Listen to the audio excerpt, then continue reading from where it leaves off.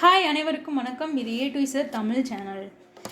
இந்த வீடியோவில் பேசிக் web design எப்படி பண்ணுறது, அதை டெவலப் பண்ண HTML எவ்வளோ யூஸ் ஆகுதுன்னு தமிழில் பார்க்கலாம். HTMLோட முழு விளக்கம் என்னென்னு பார்த்தீங்கன்னா ஹைப்பர் டெக்ஸ்ட் மார்க்அப் லாங்குவேஜ்னு சொல்கிறோம். HTMLனா இணைய பக்கங்கள்னு சொல்லுவோம்ல, அதாவது வெப்சைட்டை உருவாக்குவதற்கான ஒரு மார்க்அப் லாங்குவேஜ் தான் HTML. நாம் உருவாக்குற வெப்பேஜோட டிசைனை டிஸ்கிரிப்ட் பண்ணுறதுக்கு தான் HTML யூஸ் ஆகுது. HTMLனா ஒரு சீரீஸ் ஆஃப் எலமெண்ட்னு சொல்கிறோம். அந்த எலமெண்ட் தான் ப்ரௌசரில் வெப்பேஜை எப்படி காமிக்கணுங்கிறத முடிவு பண்ணுது. இப்போ HTML எலமெண்ட்னா என்னென்னு பார்க்கலாம். எல்லா HTML எலமெண்ட்லேயுமே ஒரு ஸ்டார்டிங் டேக், கண்டென்ட், லாஸ்ட்டாக ஒரு எண்டிங் டேக் இருக்கும்.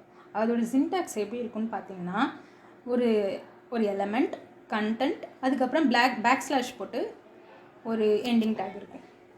எக்ஸாம்பிள் பார்த்தீங்கன்னா, இங்கே ஒரு H1 நடுவில் ஒரு கண்டென்ட் இருக்குது. அந்த H1 நம்ம பேக்ஸ்லாஷ் போட்டு க்ளோஸ் பண்ணியிருக்கோம். இதுதான் இதோட சின்டாக்ஸ். இப்படி தான் நம்ம அதை அசைன் பண்ணணும்.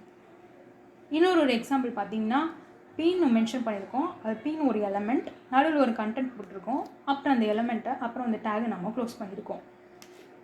இது மாதிரி தான் HTML டேக்ஸை யூஸ் பண்ணணும். H1P மாதிரி நிறைய டேக்ஸ் இருக்குது.